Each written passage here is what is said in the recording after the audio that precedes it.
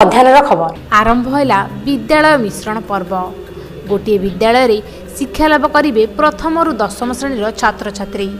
कलाहांडी जिला केसिगां ब्लॉक अधीनस्थ कांडेल उच्च विद्यालय शुक्रवार दिन राज्य सरकार एवं गणशिक्षा विभाग निर्देश अनुसार कांडेल मध्य इंग्राजी विद्यालय 216 जन छात्र छात्री और ढबापड़ा प्राथमिक विद्यालय 38 जन छात्र छात्री गोटे विद्यालय सामिल होइछन्ति। ଏହି ଅବସରରେ କାଣ୍ଡେଲ ଉଚ୍ଚ ବିଦ୍ୟାଳୟ ପ୍ରଧାନ ଶିକ୍ଷକ ରମେଶ ଚନ୍ଦ୍ର ସାହା ଏବଂ ବିଦ୍ୟାଳୟର ସମସ୍ତ ସହକାରୀ ଶିକ୍ଷକମାନେ ପ୍ରତ୍ୟେକ ଛାତ୍ରଛାତ୍ରୀମାନଙ୍କୁ ଫୁଲ ଚନ୍ଦନ ଦେବା ସହ ଏହି ବିଦ୍ୟାଳୟର ଶିକ୍ଷକ ଶିକ୍ଷୟିତ୍ରୀଙ୍କୁ ଫୁଲତୋଡ଼ା ଦେଇ ସ୍ୱାଗତ ଜଣାଇଥିଲେ।